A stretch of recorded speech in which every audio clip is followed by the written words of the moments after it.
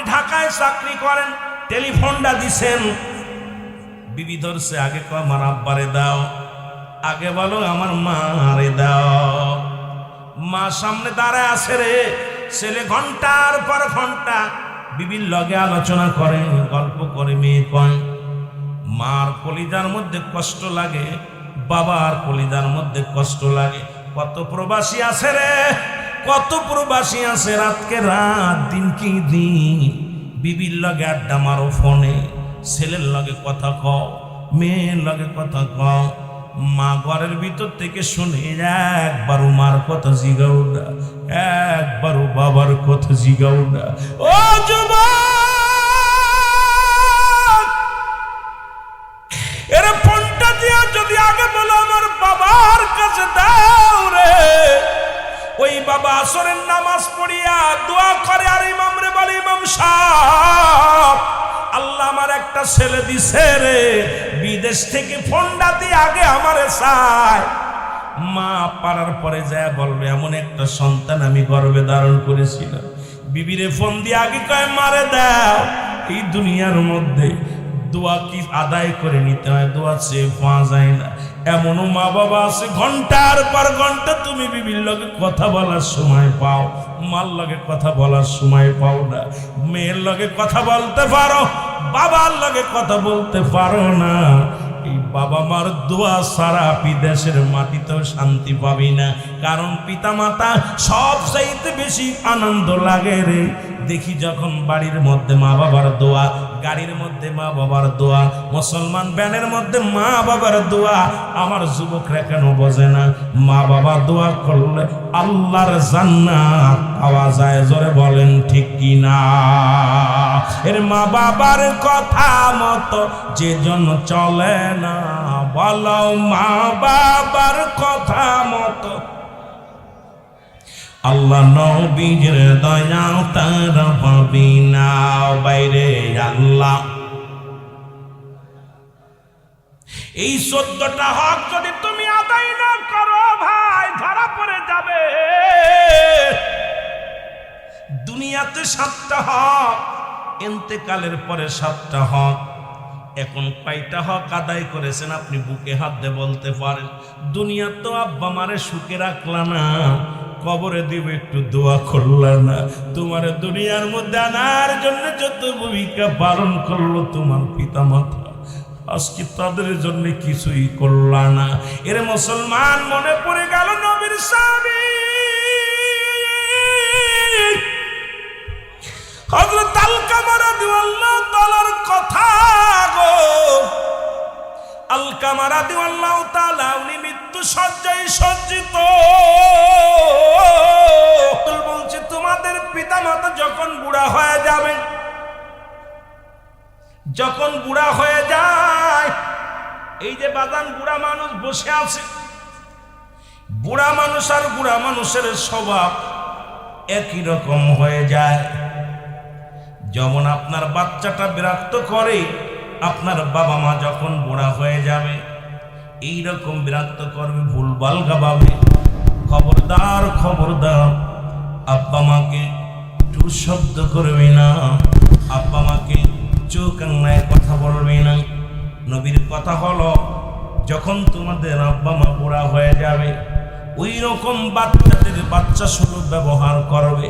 বাচ্চারা যে সুলভ ব্যবহার করে, কথাবার্তা বলে, বাবা মা যখন বুড়া হয়ে যায় এইরকম তাদের ব্যবহার হয়ে যাবে।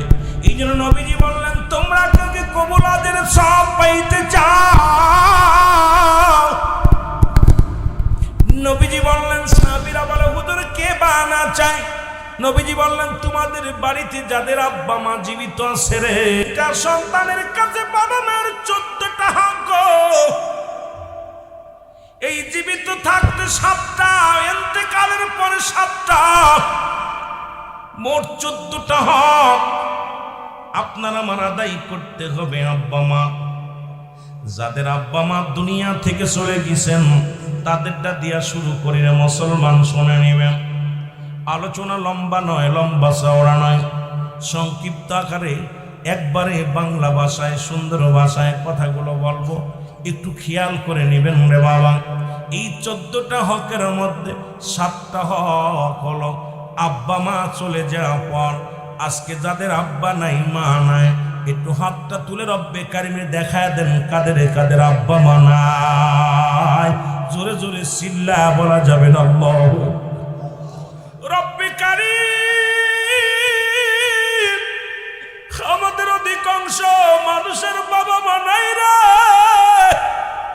আল্লাহ, তোমার দরবারে কান্দি।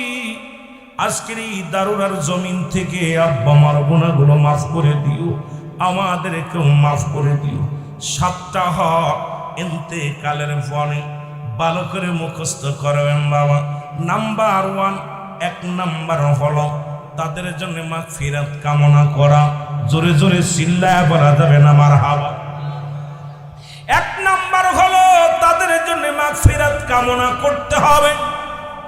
অনেকের যাদের আব্বা মা চলে গেছে, আপনারা কদিন মাগফিরাত কামনা করেছেন আল্লাহ জানে, আপনিও ভালো জানেন। 1 নাম্বার হলো পিতামাতার জন্য মাগফিরাত কামনা করা। 2 নাম্বার হলো তাদের জন্য সবরেশানি করা। কদিন করেছেন সবরেশানি করেছেন? কদিন হাত উঠাইছেন? কদিন আল্লাহর দরবারে কেঁদেছেন আব্বার জন্য মায়ের জন্য? ও যুবক শুনে নাও, শুনে নাও, যাদের আব্বা মা মারা গেছে তারা ভালো করে লেখে নেন। 1 নাম্বার হলো 1 নাম্বার তাদের জন্য মাগফিরাত কামনা করা। 2 নাম্বার তাদের জন্য সবরেশানি করা। 3 নাম্বার হলো এই দুনিয়ার মধ্যে তাদের ওসিয়াতগুলো পূরণ করা। শরীয়ত মোতাবেক ওসিয়াত করে গেছেন। অনেক আব্বা মা যদি ওসিয়াত করে যায়, মন্দির বানায় দিও, যা যাবে না। জিনা করো, করা যাবে না। চুরি করো, মুসলমান শোনো। হারাম খাও, হারাম মুসলমান খাইতে যদি বলে, এগুলো যদি না খান কোনো গুনাহ হবে না। ওসিয়াত পূরণ করতে হবে রে মুসলমান, শুনে নাও।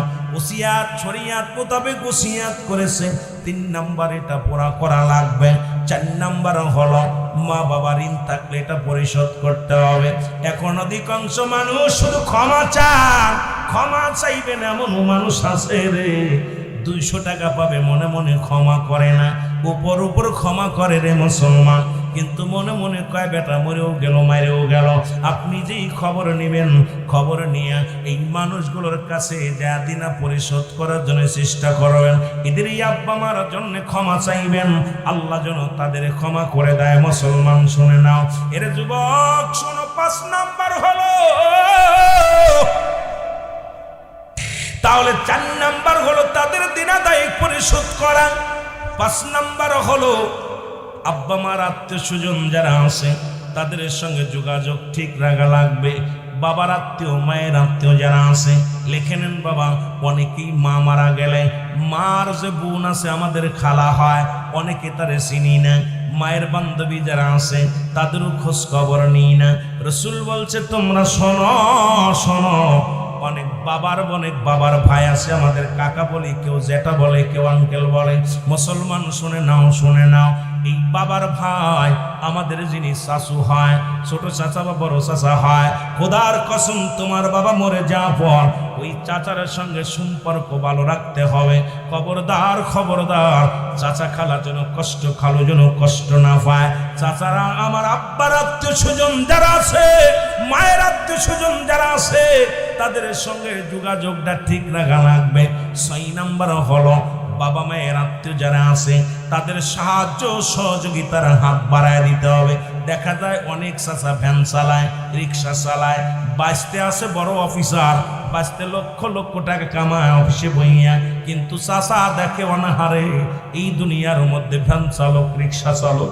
এ মুসলমান, তোদের অনুরোধ করে যা দারুণা যুবকেরা রে, বাবা মা যেদিন দুনিয়া থেকে চলে যাবে, ওই বাবা মায়ের যত আত্মীয় স্বজন আছে রে, মায়ের কুলের, বাবার কুলের আত্মীয় স্বজন যারা আছে তাদের মুসলমান সাহায্য সহযোগিতার হাত বাড়াইতে হবে, সাহায্য করতে হবে। তাদের সঙ্গে ভালো পর্ব, তাদের সঙ্গে 2টা ভালো মন্দ কথা বলা লাগবে। যদি তুমি বাবা আমার হক যদি আদায় করতে চাও, 7 নাম্বার হলো আব্বা মা কবরটা বেশি বেশি করে নবীজি বলছে জিয়ারত করতে। এখন আমি আপনাদের কাছে জানতে চাই, যাদের আব্বা মা মরে গেছে আজকে ফজরে কে কে জিয়ারত করেছেন আব্বা মা? হাই রে হাই, এই 3-4টা মানুষ আব্বা মার জব কবর জিয়ারত করছে। আপনাদের ওয়াজ শুনে লাভ কি? আব্বা মার বাড়ি কেউ বাস করবেন না, দূরে চলে যাবেন। আরে বাবা মা জন্ম দিছে, এই ঋণ তো শোধ হবে না। 14টা হকের ভিতরে দেখছেন 7টা হক হলেন ইন্তেকালের পরে। এই 7টা হকের আপনি 7 নম্বর হকই হলো সময় করে বেশি বেশি করে আব্বা মার কবর জিয়ারত করতে হবে। আপনি কি সারাদিন সময় পান নাই? গেম খেলার সময় পান, মোবাইল টিপার সময় পান, চা খাওয়ার সময় পান, গল্প করার সময় পান, বন্ধু বান্ধব নিয়ে ঘোরার সময় পান, বিবির সঙ্গে সময় কাটানোর সময় পান। ফজরে যান নাই, জোহরে গেছেন কে কে? আসরে গেছেন কে কে? আসরে জিয়ারত করছেন একজন, 2জন। মাগরিবে গেছেন কে কে? মাগরিবে নামাজ পড়ে, ঈশার নামাজ পড়ে। হুজুর কাম সারছি, ঈশার সময় কি যাওয়া যায়? আব্বা তো কবরতে ভূত হয়ে ধরবো, এরকম কিছু আছে না? আব্বা মার কবরটা যারা জিয়ারত করলেন না, পিতামাতা, রসুল বলছে তোমাদের পিতামাতা তোমরা বেশি বেশি করে জিয়ারত। প্রথম জীবনে রসুল বারণ করেছিল, জিয়ারত করতে নিষেধ করেছিল, মানুষ কবর পূজারী হয়ে যাবে। সর্বশেষে নবীজি বলে গেছেন তোমরা বেশি বেশি করে কবর জিয়ারত করো, মাজার জিয়ারত করো, কারণ মানুষের দুনিয়াবি মোহ কেটে যাবে, পরকালের কথা মনে পড়ে যাবে। কোনো ব্যক্তি যদি কবরের পাশে বেশি বেশি যায়, আপনি নিজেই 5 ওয়াক্ত নামাজ পড়ে আব্বার কবরের পাশে যাবেন, মার কবরের পাশে যাবেন, দেখবেন আপনার নামাজ ছাড়তে পারবেন না। আপনার ভিতরে কেন একটা অনুশোচন আসবে, আল্লাহ আমার এই অন্ধকারে থাকবো কেমনে? 1টা মিনিট অন্ধকার কবরে কেমনে থাকবেন? 1টা ঘন্টা কেমনে থাকবেন? 1টা দিন কেমনে থাকবেন? একটু ভাবেন না, বয়া বয়া চোখটা বন্ধ করে দেখেন আপনার কবর জগৎটা। পৃথিবীর মধ্যে 3টা বিপদ। নাম্বার 1, 1 নাম্বার হলো মরণ, 2 নাম্বার কবর, 3 নাম্বার কিয়ামতের ময়দান। 1 নাম্বার বিপদই হলো মরণ। আপনি মরে গেছেন, মরা পর ওই কবরে রাখতে হবে। একটু চিন্তা করেন না 1টা ঘন্টা কেমনে থাকবেন, 1টা মিনিট কেমনে থাকবেন? একটু কি ভাবছেন? বয়া বয়া ভাবেন দি। যে ব্যক্তি এইটা ভাবে সেই ব্যক্তি তো কোনো অন্যায় করতে পারে না, সে সুদ ঘুষ খাইতে পারে না, জিনা ব্যভিচার করতে পারে না, অন্যায় পথে পা বাড়াইতে পারে না। যে ব্যক্তির মরণের চিন্তা আছে, যদি বলেন ঠিক কিনা? আমার ভাইরা, আমার বন্ধুরা, আমার যে কথা বললাম আজকে বড় কষ্ট লাগলো। মাত্র এতগুলো মানুষের ভিতরে মাত্র 3 থেকে 4 জন যারা বাবা মার কবরটা জিয়ারত করেছেন, বাকিগুলো করেন নাই। এই জন্য আপনার সংসারে শান্তি নাই। বাবা মা বরদুয়া যখন লেগে যায়, কবর থেকে অভিশাপ দেয়, এখন নিজেরা কামাই করতে পারবে না। বাবা মা মানুষ যখন মারা যায়, মুসলমান নিজের কামাই করা সব বন্ধ হয়ে যায়। 3টা জিনিস জারি রাখে। নাম্বার 1 নেক আমল, নাম্বার 2 নেককার সন্তান, নাম্বার 3 সদকায়ে জারিয়া। এমন সন্তান রেখে গেলাম রে, যারা একটা বেলা কবরের পাশে যাওয়ার সুযোগ পাইল না। এমন ছেলের জন্য জায়গা জমি করলাম, এমন সন্তানের জন্য সম্পদের পাহাড় গড়ে তোলাম। কত সুদ খাইলাম, ঘুষ খাইলাম, কত অন্যায় পথে পা বাড়াইলাম। খোদার কসম করে বলি রে, এই সন্তানগুলো রেখে দুনিয়া থেকে চলে গেলাম। এই সন্তানের কারণে দুনিয়ায় যে আমলগুলো করলাম, সমস্ত আমলগুলো রব্বে কারীম আমারে বরবাদ করে দিবে। আহা, কি সন্তান রেখে গেলাম, যে সন্তানগুলো আব্বা মার জন্য দোয়া করতে পারতেছি না। সবচেয়ে বেশি কষ্ট দেখবেন অনেক সংসারের ভিতরে স্বামী স্ত্রী মহব্বত হয় নাই, মহব্বত নাই। সংসারে কামাইতেছেন, 2 হাত দিয়ে রোজগার করতেছেন, বরকত নাই। ভাই ভাইয়ের সম্পর্ক নাই, মার সঙ্গে সন্তানের সম্পর্ক ভালো না। চিন্তা করুন, আপনার মৃত্যু ব্যক্তিরা আপনার উপর অভিশপ্ত আছে, কষ্টে আছে তারা। সংসারের রোগ বালা মুসিবত দূর হচ্ছে না, আগামীকে যাচ্ছে না, বালা মুসিবত দূর হচ্ছে না। চিন্তা করবেন, আপনার যারা আপনজন মুরব্বীরা শুয়ে আছে, তারা আপনার উপরে রাজি নাই। এই জন্য আপনার সংসারে উন্নতি হচ্ছে না, সংসারে তো শান্তি আসছে না, স্বামী স্ত্রী মহব্বত হচ্ছে না, ভাই ভাইয়ের সম্পর্ক ভালো থাকতেছে না, মিথ্যা মামলায় জড়িয়ে যাচ্ছেন, অসুস্থতা সারতেছে না, দেহ চলে না, দেহ অসাল হয়ে যাচ্ছে। চিন্তা করবেন, আপনার উপরে আপনার মুরব্বীদের দোয়া নাই, দোয়া নাই। আপনি বেশি বেশি করে নফল নামাজ পড়বেন, তাদের জন্য দোয়া করবেন, বেশি বেশি কবরের পাশে দাঁড়ায়া দোয়া করবেন। রাসূল পাক সাল্লাল্লাহু আলাইহি ওয়াসাল্লাম দেখেন না, মিরাজের রজনীতে মিরাজের রজনীতে রাসূল পাক সাল্লাল্লাহু আলাইহি সাল্লাম আম্মাজান আয়েশা সিদ্দিকার ঘরে শুয়ে আছেন। হঠাৎ করে আয়েশা সিদ্দিকা দেখে রাসূল ঘরের মধ্যে নেই। সুবহানাল্লাহ বলেন না, আর একটু জোরে বলেন। রাসূল ঘরের মধ্যে নেই। নবীজিকে খুঁজতে লাগলেন, সমস্ত জায়গা খুঁজে পায় না। এখন সাহাবীদেরকে খবর দিল, সাহাবীরা রে দেখো আমার নবী কোথায় গেল। যা দেখে জান্নাতুল বাকির পাশে বসে বসে নবীজি দাড়ি মুবারক ভিজায় ভিজায়, নবীজি দাড়ি বেঁধে বেঁধে টপ টপ করে পানি পড়ছে হাতের মধ্যে। নবীজি কাঁদতেছে, অজারে কাঁদতেছে। সাহাবীরা যে ইয়া রাসূলুল্লাহ, ইয়া হাবিবাল্লাহ, আপনি কাঁদতেছেন কেন? আমার নবী বলে, প্রায় 10,000 সাহাবী এই জান্নাতুল বাকির মধ্যে শুয়ে আছে। আমি নবী কাঁদতেছি, আজকে মাফের দিন। কারণ আজকে আমাকে জিবরিল আমিন বলে গেছেন, কে আসো দুঃখী মানুষ, কে আসো অভাবী মানুষ, কে আসো ক্ষতিগ্রস্ত মানুষ, কে আসো জাহান্নামী মানুষ, তোমরা ক্ষমা চেয়ে নাও আল্লাহর দরবারে। আমি আমার সাহাবীদের জন্য কাঁদতেছি, চোখের পানি ছেড়ে কাঁদতেছি। আমার বাজানেরা, আজকে আমরা কান্দি না, নবী সাহাবীরা কেঁদে গেছেন, ওলি তাবে তাবিনগণে কেঁদে গেছেন, আল্লাহর ওলিগণ কেঁদে গেছেন, আল্লাহর মাহবুব বান্দাগুলো কেঁদে গেছেন, ইমানদার বান্দারা কেঁদে গেছেন। কিন্তু আমাদের চোখে পানি নাই, কবরের চিন্তা আমাদের মধ্যে নাই। বাদশাহ সেকেন্দার উনিও কেঁদে কেঁদে বলতেছিলেন, বাদশাহ সেকেন্দার বলতেছিল, উজির, যেদিন আমি মারা যাব আমার হাতটা কাফনের বাইরে রেখে দিবা, কারণ মানুষ দেখবে, দেখে অনুশোচনা আসবে। বলে হুজুর কেন? কয় এই কেন কেন জবাবটা শোনো। সেইটা হলো, মানুষ দেখবে আমি বাদশাহ সেকেন্দার এত বড় রাজা ছিলাম, সম্পদের অভাব ছিল না, বাড়ির অভাব ছিল না, গাড়ির অভাব ছিল না, নারীর অভাব ছিল না। মানুষ যেন বুঝতে পারে আমি বাদশাহ সেকেন্দার শূন্য হাতে এসেছিলাম, শূন্য হাতে বিদায়, আমার মতো যেন কেউ ভুল না করে। এই জন্য এই দুনিয়ার জিন্দেগি, আমাদের 3বারের সফল মন্ত্রী যিনি ছিলেন আমাদের বিএনপির খালেদা জিয়া, যিনি দেখেন উনিও 3বার মন্ত্রী ছিল দেশের, উনিও চলে গেছে। কিছু নিয়ে যেতে পারছে? কথা বলেন না, নিয়ে যেতে পারছে?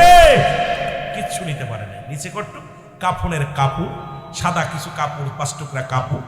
আর এই মানুষের দোয়া, যারা দোয়া করতেছেন, ভালো কাজ করলে তারা দোয়া করবে, যদি কারোর সঙ্গে খারাপ করে থাকে সে খারাপ দোয়া করবে।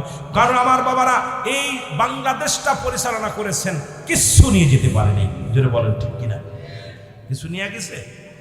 কিচ্ছু নিয়ে যেতে পারেনি। ফিরাউন, নমরুদ, কারণ তারাও কিছু নিয়ে যেতে পারে নাই। এ মুসলমান, আপনি আমিও কিচ্ছু নিয়ে যেতে পারবো না। এই হলো আপনার আমার জিন্দেগি। পৃথিবীর প্রথম কাপড় পরিধান করেছি অন্যের সাহায্যে, আবার শেষ কাপড় পরিধান করব অন্যের সাহায্যে। কারণ এই হলো আপনার আমার জীবন। আমার ভাইরা, আমার বন্ধুরা, আমার যে কথাগুলো বলি, পৃথিবীর মধ্যে মা বাবা, পৃথিবীর মধ্যে এত বড় একটা নিয়ামত। রাসূল পাক তার মায়ের সঙ্গে কেমন ব্যবহার করেছিল বুঝাইতে গেলে একটু ভালো করে বুঝবেন। নবীজি বসে আছেন, জনক এক মহিলা আসলেন, রাসূলুল্লাহ উঠে দাঁড়াইলেন। দাঁড়ায়া কি করলেন? নিজের চাদর মুবারক বিছায়া দিলেন।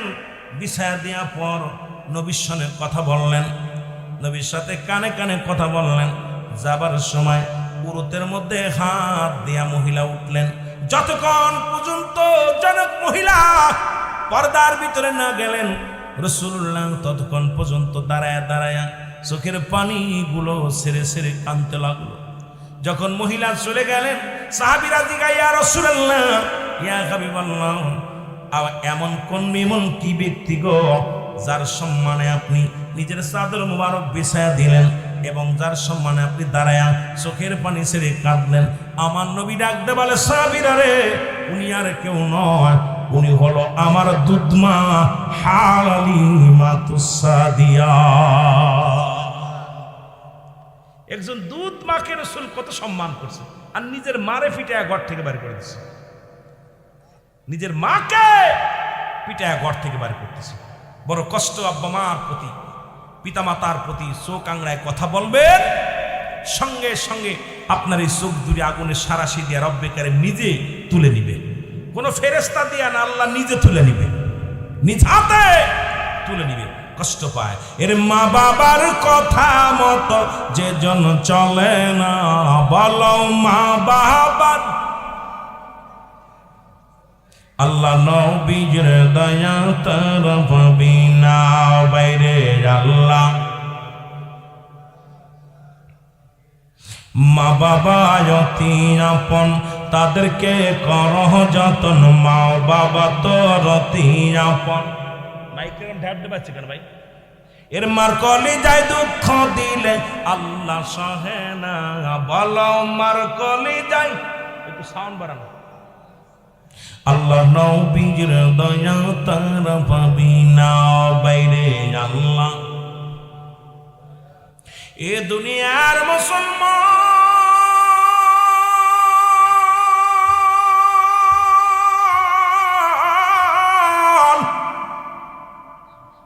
সাতটা হক হলো জীবিত থাকতে রে।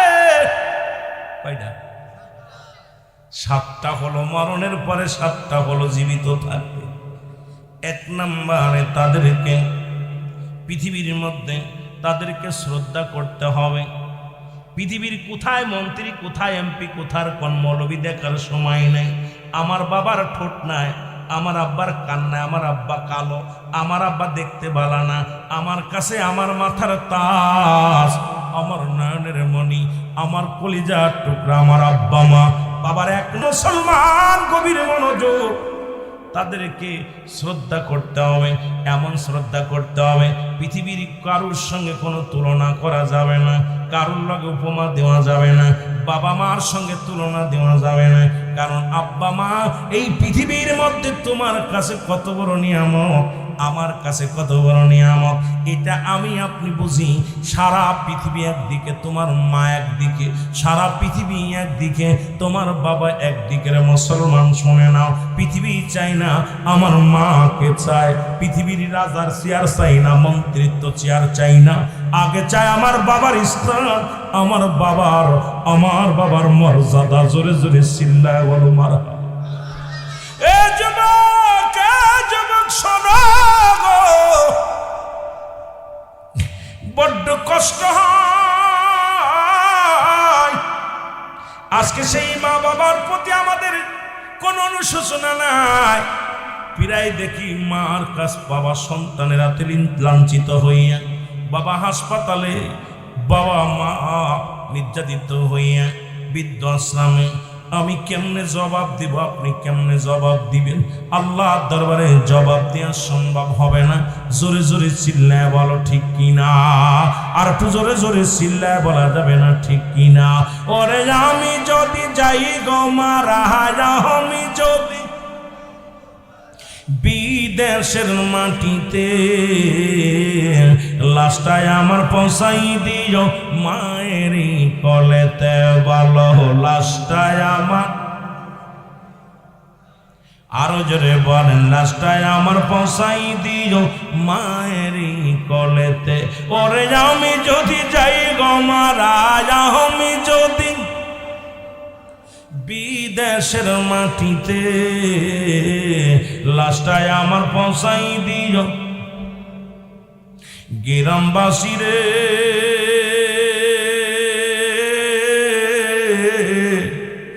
দাবি করি তোমাদের কাছে, ও মহল্লাবাসী রে, আমার দাবি তোমাদের কাছে।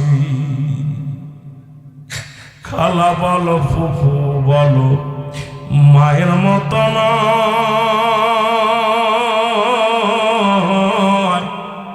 চাচা বলো, খালু বলো, বাবার মতো নয় তোমার। খালা বলো, ফুফু বলো, মায়ের মতো নয়। ও মা থাকবে যতদিন এই না ধরায়, কাঁদবে সন্তানের আশায়, হস্ত তুলে করবে দোয়া নাজাত দেওয়া আল্লাহ। বলো হস্ত তুলে করবে দোয়া নাজাত দেওয়া আল্লাহ। ওরে আমি যদি যাই গো মারা, আমি যদি বিদেশের মাটিতে, লাশটায় আমার পৌঁছাই দিও। আরো জোরে বলেন, লাশটায় আমার পৌঁছাই দিও। এ মুসলমান গভীর মনোযোগ। দুই নাম্বার হলো মনে প্রাণে তাদের ভালোবাসতে হবে। মন থেকে, প্রাণ থেকে ভালোবাসতে হবে। লিপসন ভালোবাসা।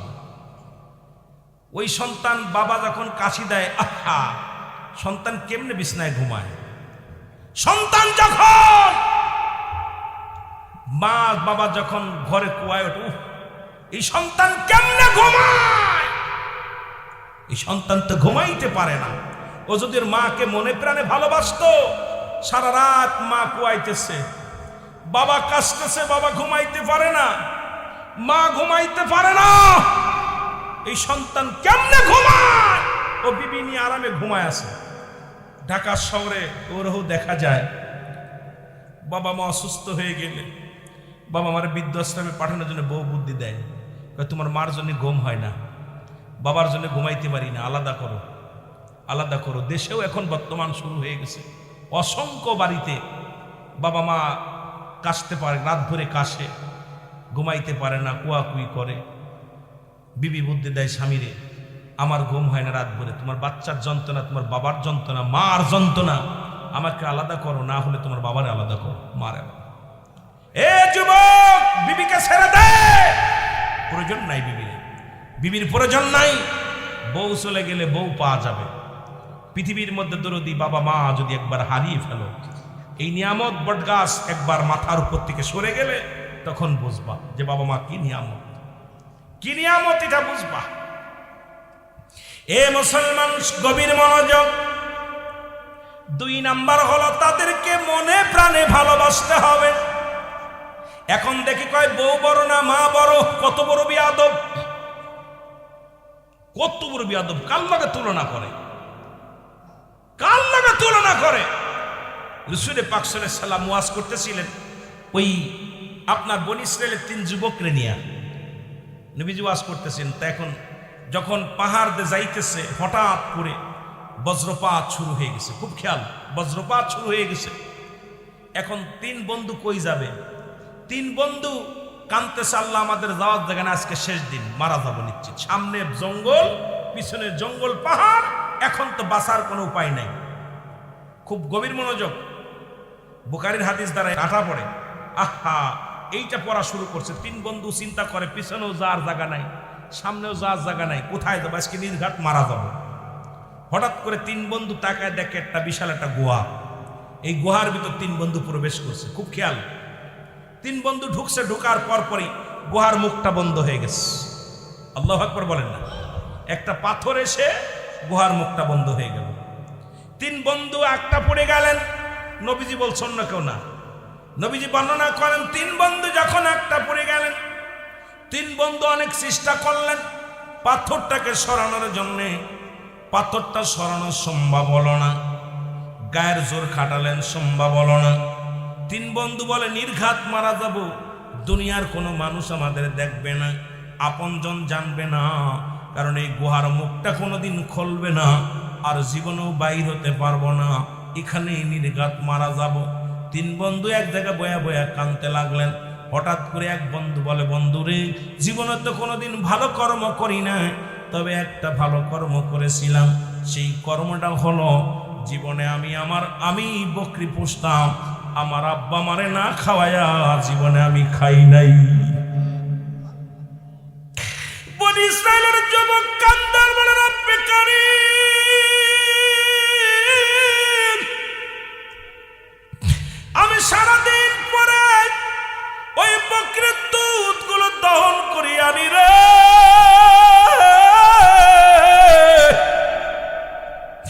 এইটা নিয়ে গরম করে আমার মাকে আগে দিই, বাবারে আগে দিই, এরপরে আমার ছেলেদের দিই, এরপরে আমার মেয়েরে দিই, বিবিরে দিই। আমার জীবনে কোনোদিন আব্বা মা না খাইলে আমি নিজে খাই নাই, আব্বা মা না খাইলে আমার ছেলে মেয়েদের খাওয়াই নাই, আব্বা মা না খাইলে আমি নিজেও খাই নাই, বিবিরে খাওয়াই নাই। একদিনের কথা মনে পড়ে গেল, আল্লাহ, দুধটা দহন করে আনতে সময় হয়ে গেল। বাড়ি এসে দেখি আমার আব্বা মা ঘুমায় আছে।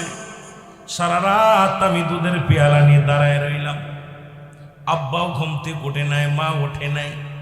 আমার সন্তানগুলো খোদার যন্ত্রণায় আছে, তাদেরকে খাবার দিলাম না, বিবিরে খাইতে দিলাম না, আমি নিজেও খাইলাম না। আল্লাহ, যে আমার মারে না খাওয়ায়া, বাবারে না খাওয়ায় আমি খাবো না। জীবনে যদি এই ভালো কর্মটা তোমার কাছে কবুল হয়ে যায়,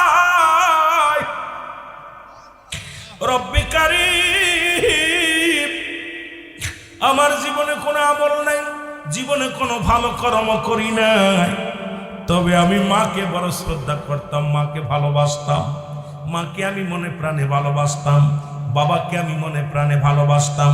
তাদেরকে না খাওয়া জীবনে কোনোদিন খাই নাই।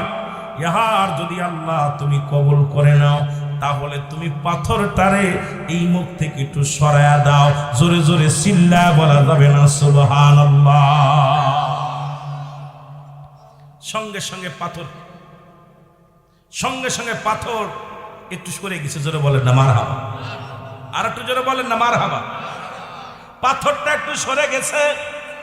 রব্বে কারীম কত গুণ দেখেন। শুধু একজন অমুসলিম হয়ে সে মুসলমান না, বনি ইসরায়েলদের মধ্যে একজন মুসলমান, সে মুসলমান নয়, শুধু আব্বা মার খেদমত করার কারণে, আব্বা মারে ভালোবাসার কারণে বাবারে না খাওয়া জীবনে খাই নাই, মাকে না খাওয়া জীবনে খাই নাই। এর উসিলায় রব্বে কারীম পাথরটা একটু সরাইয়া দিছে। দ্বিতীয় বন্ধু বলে, আল্লাহ জীবনে তো ভালো কর্ম করি নাই, একটা কর্ম করেছিলাম আল্লাহ, ও আমার আল্লাহ তুমি আমারে দয়া করো। বলে কি কর্ম? সেই কর্মটা হলো আমার একটা স্বাস্থ্য বোন ছিল, দেখতে শুনতে অনেক ভালা, চেহারা ছবি অনেক বালা। এই বোনটার প্রেমে পড়ে যায়, এই বোনের প্রতি আমার কুনজর আসে, তখন তাকে কুপ্রস্তাব দিই, কিন্তু সে আমার বোনটা রাজি হলো না, সে আমার প্রস্তাবে রাজি হয় নাই। এরপরে দুর্ভিক্ষ দেখা দিলে আমার বোনেরা খুব অভাবী হয়ে গেল। এরপরে আমি আমার কাছে ফিরে আসলো, আমার কাছে অর্থ চাইলো, আমি তারে অর্থ দেওয়ার প্রতিশ্রুতি দিলাম, তুমি যদি আমার কুপ্রস্তাবে রাজি হও তাহলে তোমাকে আমি বিপুল পরিমাণ অর্থ দিব, এই অর্থের বিনিময় তুমি আমার সঙ্গে অন্যায় করবা, আমার সঙ্গে জিনায় লিপ্ত হওয়া। বোনটা বললেন, রাজি হয়ে গেলেন। যখন আমি জিনায় লিপ্ত হব তখন দুজনই একবারে প্রস্তুতি। এমন সময় আমার বোন বলতেছিল, ভাই রে তোমাকে আমি দেলমোহরের দায়িত্ব, তোমাকে মহারানার পরিশোধের দায়িত্ব তোমাকে দিই নাই, সুতরাং তুমি আমার সামনে অন্যায় করো না। রব্বে কারীম একজন আছে, আমার আল্লাহ দেখবেন। সঙ্গে সঙ্গে আমি অন্যায় কাজ থেকে ফিরে আসলাম।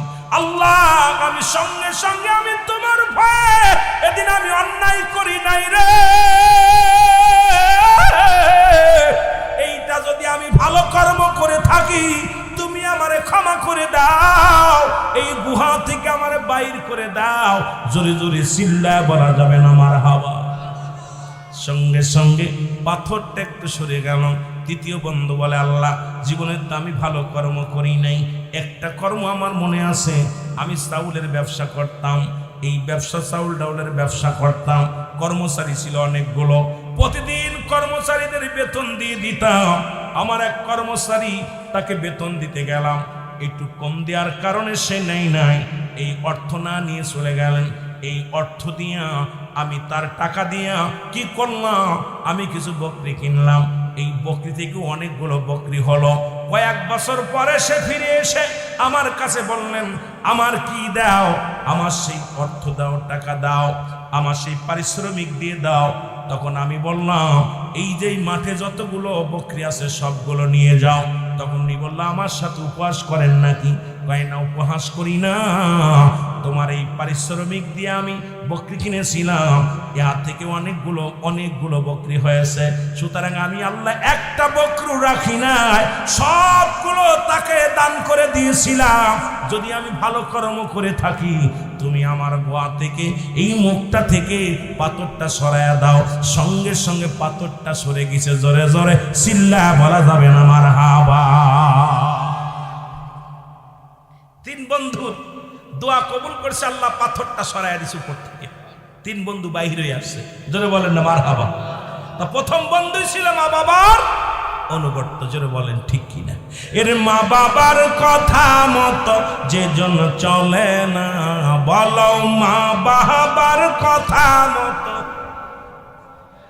আল্লাহ নবীর দয়া তারা পাবি না। বাইরে আল্লাহ আরো জোরে বলেন, আল্লাহ নবীর দয়া তারা পাবি না, বলো আল্লাহ।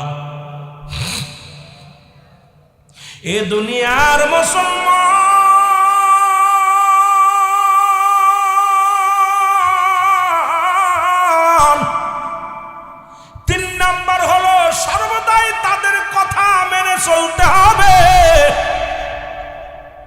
বাবা মা হুকুম দিছে ডানি যা বামে যাস না, বিপদ আসবে না। মুসলমান পৃথিবীর মধ্যে 4 নম্বর হলো পিতা মাতার কথা মেনে চলতে হবে সর্বদাই। কিছু মানবেন, কিছু মানবেন না, কিছু করবেন। নবীজি চলে গেলেন আব্দুল্লাহ আনসারীর বাড়ি গো। নবীজি সালাম দা, আসসালামু আলাইকুম আহলাল বাইত। একবার নয়, দুবার নয়, 3বার সালাম দিলেন নবীজি। কয়বার? 3বার সালাম দিলেন নবীজি। একবার উত্তর পাইলেন না। উত্তর যেহেতু পাই নাই, বাড়ির ভিতরে ঢোকার অনুমতিও পাই নাই। আর মুসলমান আজকে কোনো অনুমতি লাগে না। মুসলমানের বাড়ি পর্দা নাই, মুসলমান নিজেরাই ইসলামের বিধান মানি না। সালাম দিবেন কোন বাড়ি থেকে যদি উত্তর না আসে গো, ঢোকার কোনো অধিকার নাই আপনার। কিন্তু আমরা দেখি ভিতরে ঢুইকা বাবিরে ডাক দে, কই বাবি সব বাই কই, ঠিক কি না? এর শরীয়তের বিধান অনুযায়ী বেগানা নারী চেহারা দেখা হারাম, বেগানা পুরুষের চেহারা দেখা হারাম। নামাজ ছেড়ে দিয়া কবিরা গুনাহ, মিথ্যা বলা কবিরা গুনাহ। যাদের সঙ্গে দেখা দিয়া জায়েজ, তাদের সঙ্গে বিয়ে করা হারাম। যাদের সঙ্গে দেখা দিয়া হারাম, তাদের সঙ্গে বিয়ে করা জায়েজ। আজকে এই বিধানগুলো কেন মুসলমান ভুলে গেল? খালাতো ভাই, মামাতো ভাই, দাওর এগুলো সম্পূর্ণ নিষিদ্ধ দেখা করার। মুসলমান খালাতো ভাইয়ের সঙ্গে দেখা করা হারাম, খালাতো বোনের জন্য হারাম। খালাতো ভাই, খালাতো বোন, মামাতো ভাই, চাচাতো ভাই, ফুফাতো ভাই, এগুলো সম্পূর্ণ বিধান হলো হারাম। এইগুলো ওয়াজ করলে মৌলবীর ওয়াজ আর কেউ শুনতে চাবে না, কারণ সমাজ নষ্ট, জাতি নষ্ট। আজকে আমার সমাজ এগুলো ভুলে গেছে, পর্দার বিধানগুলো ভুলে গেছে, ইসলামের বিধানগুলো ভুলে গেছে। জোরে বলেন ঠিক কিনা? একটা বাড়িতে কি বলবো, আপনার আগে কুমিল্লাতে আসলে কুমিল্লার শুনতাম আমরা, কুমিল্লা নোয়াখালীতে পর্দার ভালো আছে। খোদার কসম আসা পর দেখলাম আমাদের ওদিকের সেইটি এদিকে অত্যন্ত আরও নগণ্য হয়ে গেছে। কথা বুঝেননি? পর্দা নাই বললেই চলে, পর্দা তো নাই। পর্দাও ফরজ, নামাজও ফরজ, কিন্তু নামাজ তো নাই, পর্দাও নাই। দুইটা বাংলাদেশ থেকে চলে গেছে ওইটা। যদি কোন ঠিক কিনা? আইসে শুধু ঘুষ আর সুদ আর জিনার ব্যবিচার, খালি দেখবেন খালি পরকির। এর বউ ওর লগে চলে যাচ্ছে, এর লগে ভাসুরের লগে শ্বশুর যাচ্ছে, শ্বশুরের লগে ভাসুর, কি মানে ইত্যাদি ইত্যাদি কথা কইতে গেল কষ্ট হয়। কোথায় অবস্থা? এর একটাই কারণ হলো পর্দার বিধান মানি না।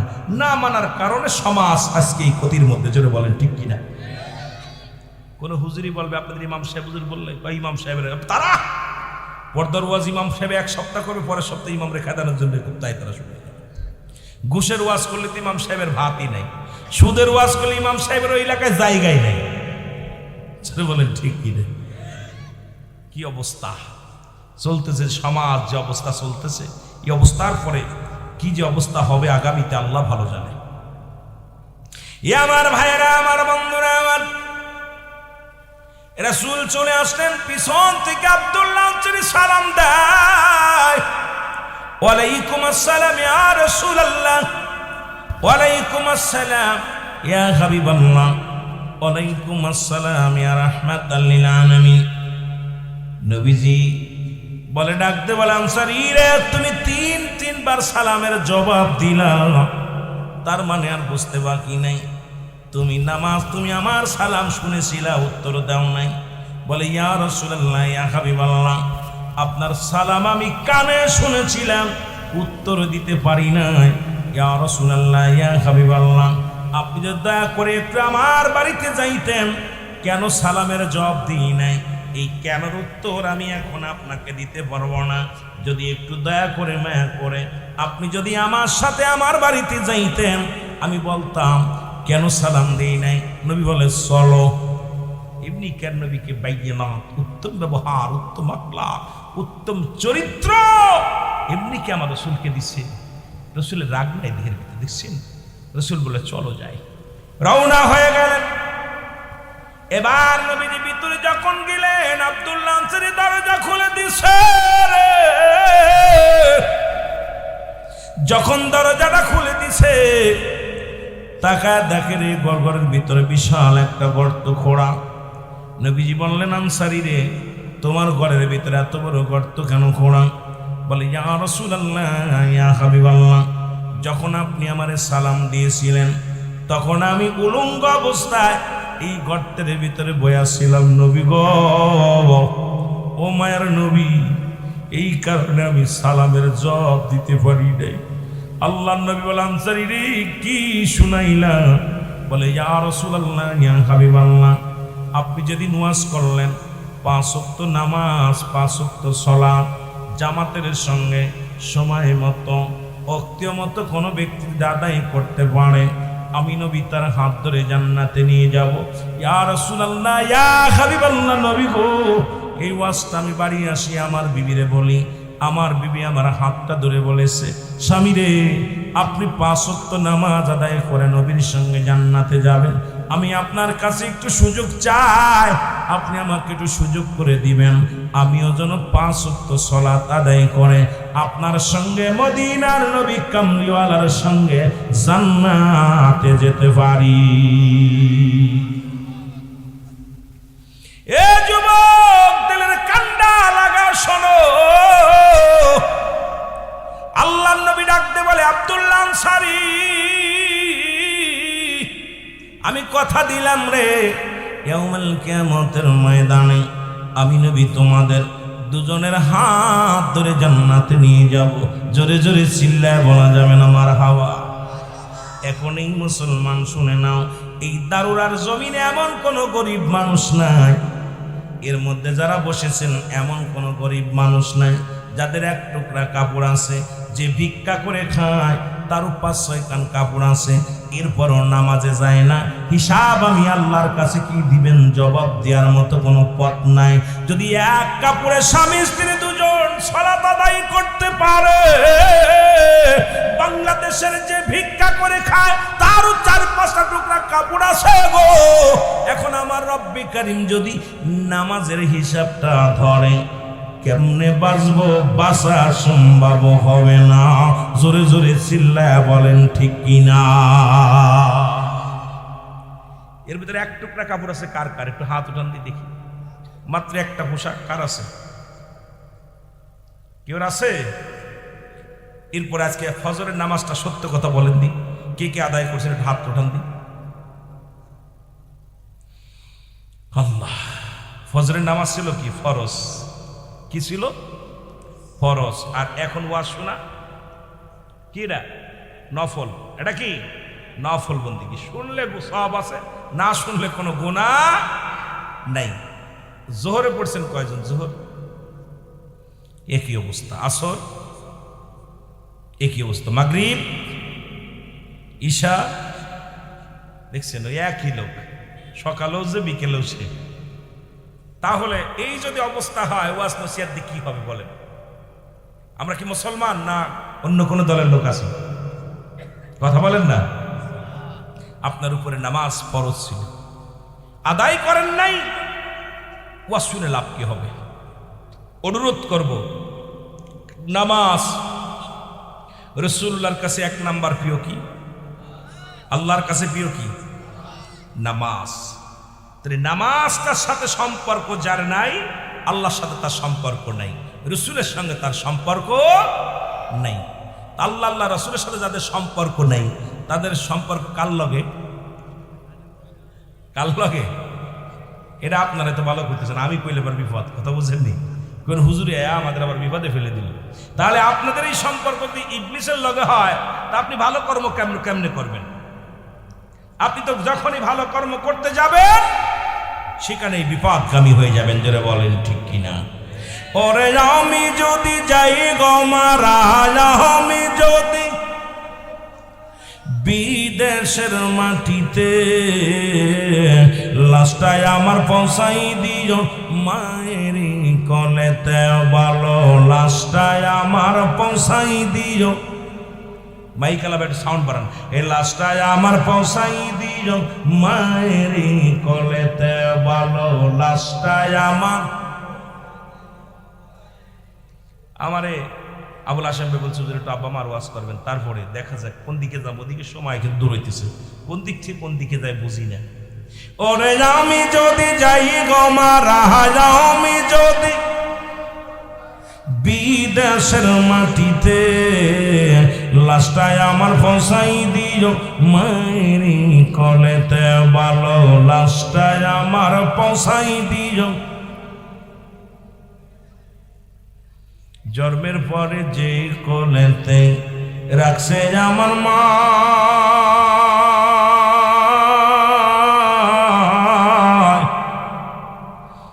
সেই মারে না দেখাইয়া আমার দাফন দিও না, বাইরে দাফন দিও না। জন্মের পরে যে কোলেতে রাখছে আমার মা,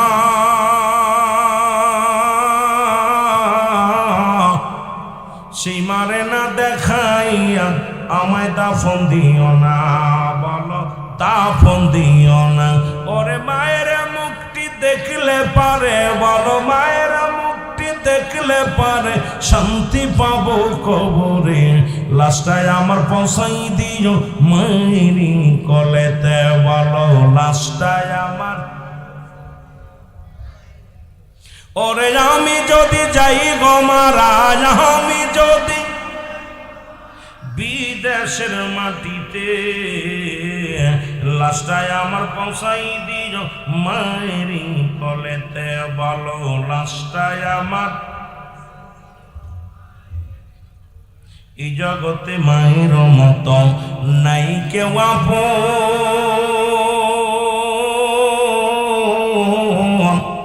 সেই মা বাবারে না দেখায়া তোরা দিসিনা রে দাফন, আমার দিসিনা রে দাফন। এই জগতে মায়ের মতো নাই কেউ আপন,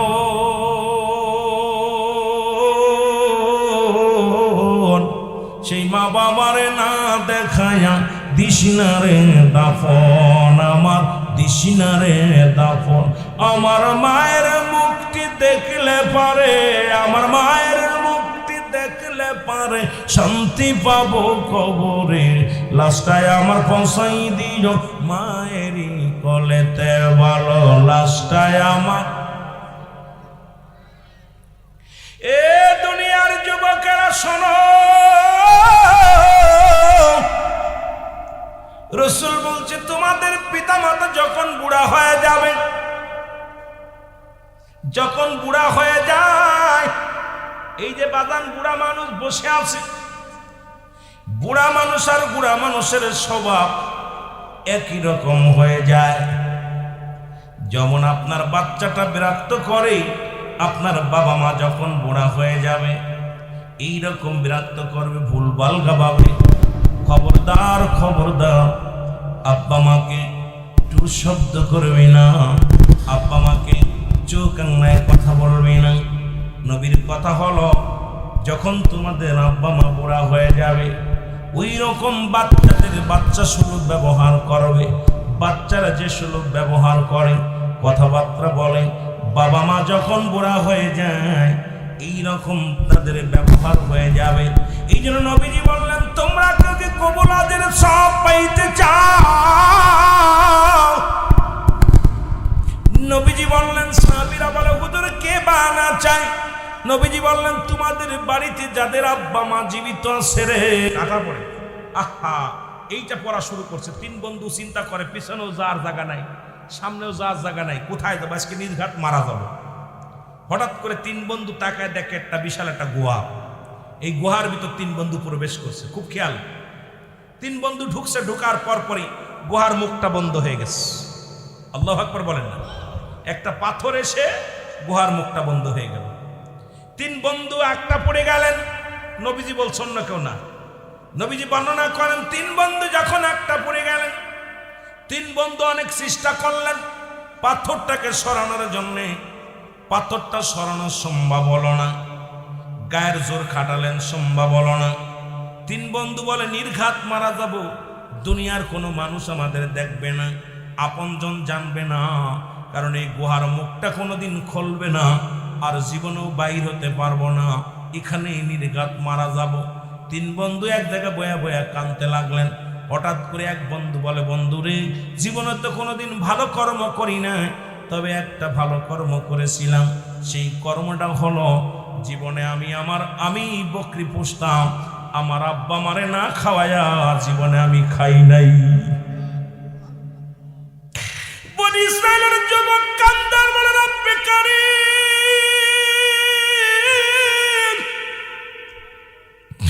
আমি সারাদিন পরে ওই বকরির দুধগুলো দহন করি আনি রে,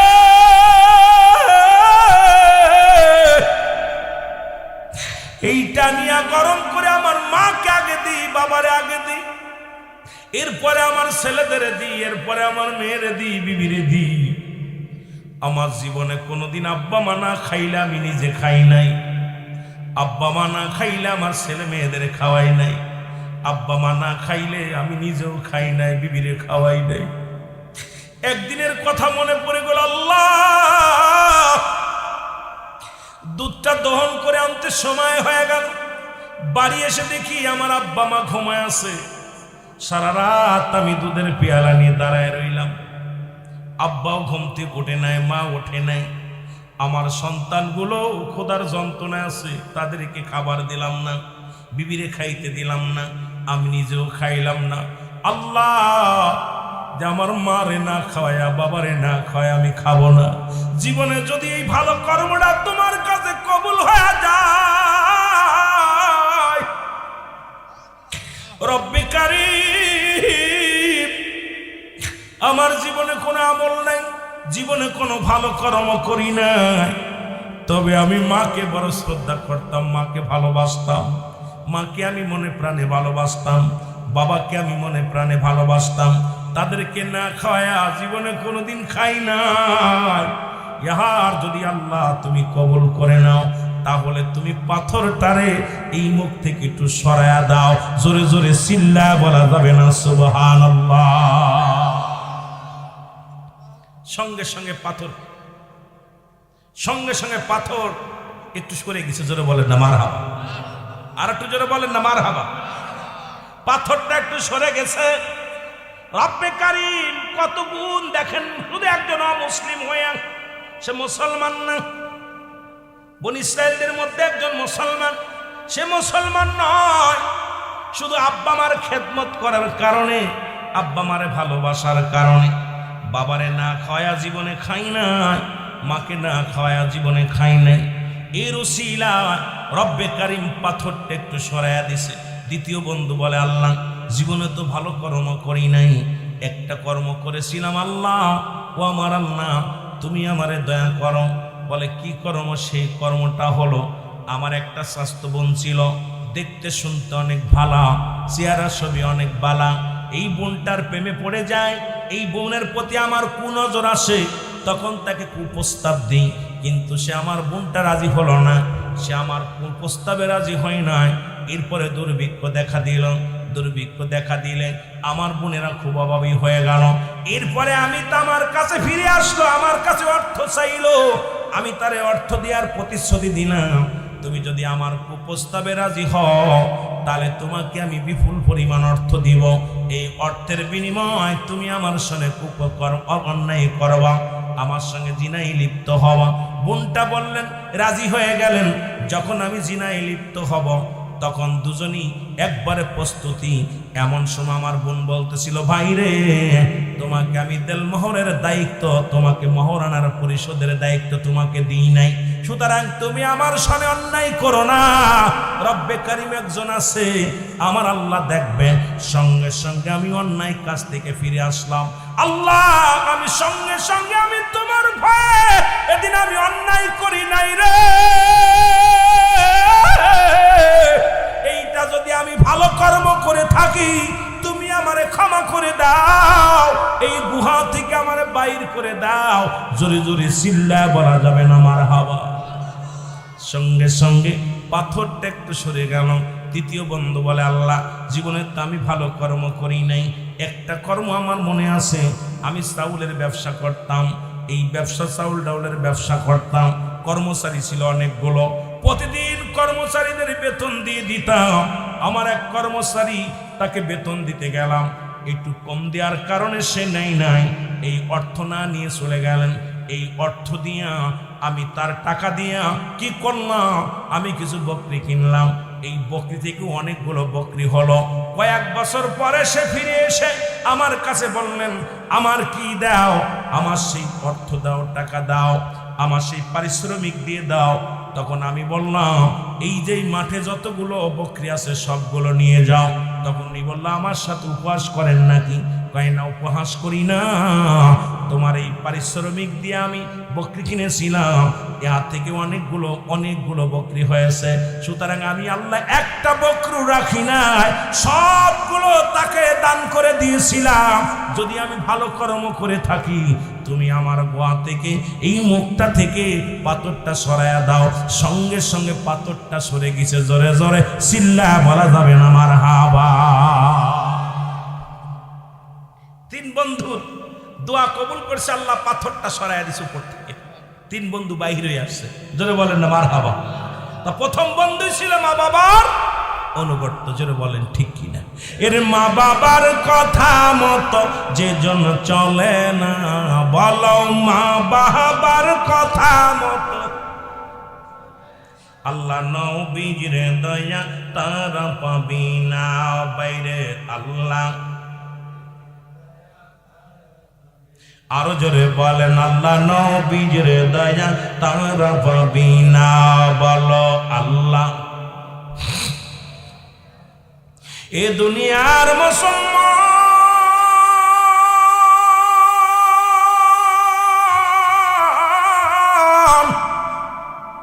তিন নাম্বার হলো সর্বদাই তাদের কথা মেনে চলতে হবে। বাবা মা হুকুম দিছে ডানি যা, বামে যাস না, বিপদ আসবে রে মুসলমান। পৃথিবীর মধ্যে 4 নাম্বার হলো পিতা মাতার কথা মেনে চলতে হবে সর্বদাই। কিছু মানবেন, কিছু মানবেন না, কিছু করবেন, কিছু করবেন না। ও যুবক ভাইয়েরা আমার শুনে নাও, সর্বদাই আব্বা মার হুকুম গুলো মেনে চলবে। কোন সন্তানের অমঙ্গল হোক, কোনো বাবা মা চায় না, পৃথিবীর কোনো বাবা চায় না, পৃথিবীর কোনো মা চায় না। নিজে হাজার দুঃখে যে সন্তান মারে কষ্ট দেয়, সেই মা কিন্তু তাও সন্তানের জন্য কান্দে। আল্লাহ, যদি একটু মাথা ব্যথা হয়, একটু পেটে ব্যথা হয়, বাবার রাত্রে ঘুম হয় না, মার ঘুম হয় না, মা বাবা চোখের পানি ছেড়ে রব্বে কারিমের দরবারে কান্দে। ও আমার আল্লাহ, তুমি আমার কলিজার টুকরা সন্তানদের আল্লাহ আমারে খাবার দেয় না, আমার কোনো কষ্ট নাই, আমারে দেখে শোনা করে না, আমার কোনো কষ্ট নাই। তুমি আমার সন্তানদের আল্লাহ দয়া করো। এই পৃথিবীর মধ্যে এমন বাবা মা যার আসরে মুসলমান, সর্বদাই তাদের কথা মতো মেনে চলতে হবে। এই মুসলমান তাদের হুকুম মেনে চলতে হবে। জোরে জোরে চিল্লায় বলেন মারহাবা। এ যুবক, 5 নাম্বার হলো যুবক শোনো গো, সর্বদাই বলেন তাদের কথা মেনে চলতে হবে। 5 নাম্বার হলো মুসলমান তাদেরকে সুখে শান্তিতে রাখতে হবে। মারহাবা বলেন। কিসে রাখতে হবে? সুখে শান্তিতে। আপনার আব্বা কি কাজ করলে সুখ পায়, শান্তি পায় আপনি জানেন? আমার আব্বা কি কাজ করলে সুখ শান্তি পায় আপনি জানেন? এত সুখে রাখতে হবে, শান্তিতে রাখতে হবে। বাবা মা যেন ও শব্দ না করেন মুসলমান। ও যুবক শুনে নাও, শুনে নাও, ও আমার যুবক বন্ধুরা শোনো। সুতরাং তাদেরকে সুখে শান্তিতে রাখতে হবে দুনিয়ার মধ্যে। 6 নাম্বার হলো মুসলমান শুনে নাও, সর্বদাই তাদের প্রয়োজনীয়তা পূরণ করা লাগবে। জোরে জোরে চিল্লায়া বলা যাবে না মারহাবা। কি প্রয়োজন? আব্বা মার জন্য কি প্রয়োজন? এগুলো প্রয়োজনগুলো মিটাইতে হবে। আমার বন্ধুরা আমার 7 নাম্বার হলো বাপ মার আব্বা মার সঙ্গে যোগাযোগ করতে হবে। সুতরাং আপনি বাবা মার সঙ্গে নিয়মিত যোগাযোগ রাখতে হবে। আপনি ঢাকায় চাকরি করেন, টেলিফোনটা দিছেন, বিবি ধরছে, আগে কো আমার আব্বারে দাও, আগে বলো আমার মারে দাও। মা সামনে দাঁড়ায় আছে রে, ছেলে ঘন্টার পর ঘন্টা বিবির লগে আলোচনা করে, গল্প করে মেয়ে কয় মার কলিজার মধ্যে কষ্ট লাগে, বাবার কলিজার মধ্যে কষ্ট লাগে। কত প্রবাসী আছে রে, কত প্রবাসী আছে, রাতকে রাত দিন কি দিন বিবির লগে আড্ডা মারো ফোনে, ছেলের লগে কথা কও, মেয়ের লগে কথা কও, মা ঘরের ভিতর থেকে শুনে একবারও মার কথা জিগাও না, একবারও বাবার কথা জিগাও না। ও যুবক, এর ফোনটা দিয়া যদি আগে বলো আমার বাবার কাছে দাও রে, ওই বাবা আসরের নামাজ পড়িয়া দোয়া করে আর ইমাম রে বলে ইমাম সাহেব আল্লাহ আমার একটা ছেলে দিছে রে, বিদেশ থেকে ফোনটা দিয়ে আগে আমারে চায়। মা পারার পরে যায় বলবে এমন একটা সন্তান আমি গর্ভে ধারণ করেছিলাম। বিবিরে ফোন দিয়ে আগে কয় মারে দাও। এই দুনিয়ার মধ্যে দোয়া কি আদায় করে নিতে হয়, দোয়া চেয়ে পাওয়া যায় না।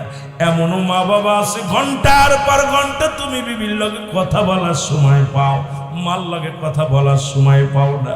মেয়ের লগে কথা বলতে পারো, বাবার লগে কথা বলতে পারো না। এই বাবা মার দোয়া সারা বিদেশের মাটিতেও শান্তি পাবি না। কারণ পিতা মাতা সবচাইতে বেশি আনন্দ লাগে রে দেখি যখন বাড়ির মধ্যে মা বাবার দোয়া, গাড়ির মধ্যে মা বাবার দোয়া, মুসলমান ব্যানের মধ্যে মা বাবার দোয়া। আমার যুবকরা কেন বোঝে না? মা বাবা দোয়া করলে আল্লাহর জান্নাত পাওয়া যায়। জোরে বলেন ঠিক কি না? এর মা বাবার কথা মতো যে জন চলে না, বলো মা বাবার কথা মতো আল্লাহ নবীর দয়া তার পাবি না। বাইরে আল্লাহ এই 14টা হক যদি তুমি আদায় না করো ভাই ধরা পড়ে যাবে। দুনিয়াতে 7টা হক, ইন্তেকালের পরে 7টা হক। এখন কয়টা হক আদায় করেছেন আপনি বুকে হাত দিয়ে বলতে পারেন? দুনিয়া তো আব্বা মারে সুখে রাখলা না, কবরে দিব একটু দোয়া করলা না। তোমার দুনিয়ার মধ্যে আনার জন্য যত ভূমিকা পালন করলো তোমার পিতা মাতা, আজকে তাদের জন্য কিছুই করলা না। এর মুসলমান মনে পড়ে গেল নবীর সাহাবী হযরত আলকামা রাদিয়াল্লাহু তাআলার কথা গো। আমার কি মালাম ধরার শক্তি আছে? কোন ব্যক্তি যখন মৃত্যু সজ্জায় মরণের সময় হয়ে যায় বলবা মৃত্যু সজ্জায় সজ্জিত।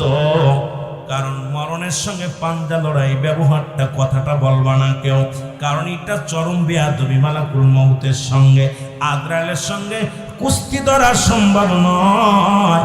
কারণ 1 নাম্বার বিপদ হলো মানুষের মরণ। আল্লামা মুফতি আমজাদ আলী সাহেব একটা কিতাব লিখলেন, কিতাবের নাম বাহারে শরিয়াত। এই কিতাবের মধ্যে লেখলেন মুসলমান শুনে নাও, মানুষ যখন মৃত্যুবরণ করে 70টা উটের গায়ের চামড়া জবাই না করিয়া উল্টো দিকে টান দিয়া সিরিয়া লবণ আর মরিচ লাগা দিলে যতটুক যন্ত্রণা হয় এর চাইতে 70 গুণ যন্ত্রণা হলো একটা সাধারণ মৃত্যু। এখন আমরা যারা মরণকালে পায়খানা করে দিই না,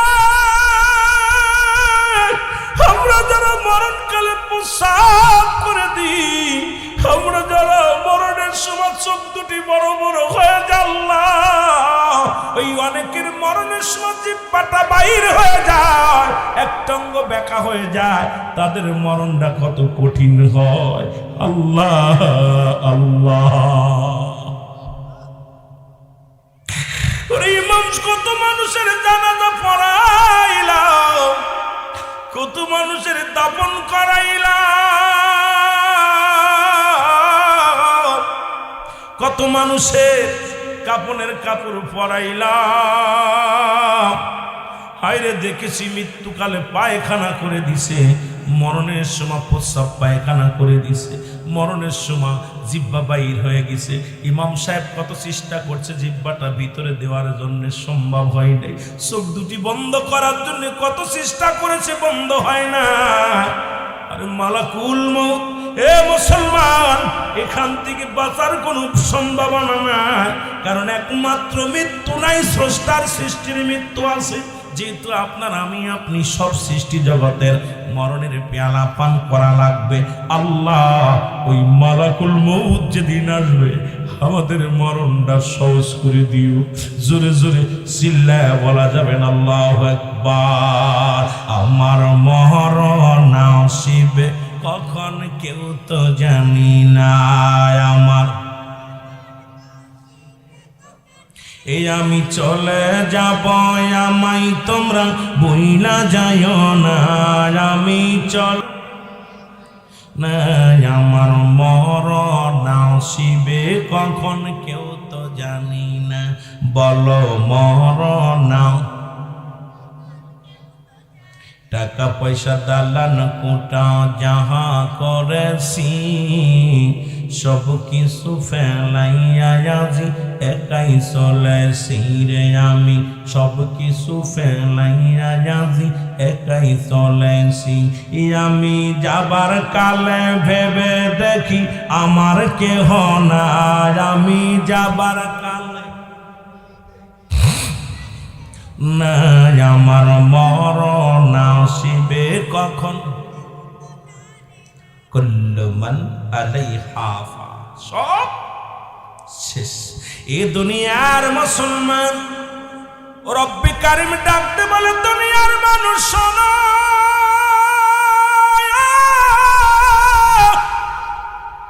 এই পৃথিবীর মধ্যে যা কিছু আছে আমি আল্লাহর জন্য বিচ্ছিন্ন করে দিব। এই জমিনটা কত মানুষের জমি ফাঁকি দিলা, কত বোনরে ঠকাইলা, ভাইরে ঠকাইলা, কত জমি জমা দখল করে নিলা, তুমি ক্ষমতার দাপট দেখাইয়া কত কি করলা।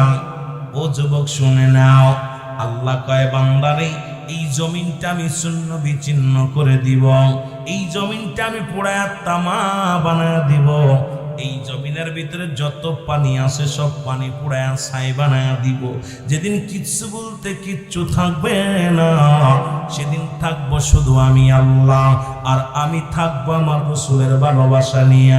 সুতরাং যুবক বাবারা শুনে নাও, আজকে কার জন্য দুনিয়ার মধ্যে সম্পদের পাহাড় গড়লা, কার জন্য সুদ খাও, কার জন্য সুদ খাও, কার জন্য ঘুষ খাও, কার জন্য ক্ষমতার দাপট দেখাও, কার জন্য দুনিয়ার মধ্যে মানুষের বিরুদ্ধে মিথ্যা মামলা দাও, কার জন্য যুবক, কার জন্য তুমি মানুষকে ঘরে ছাড়া করলা।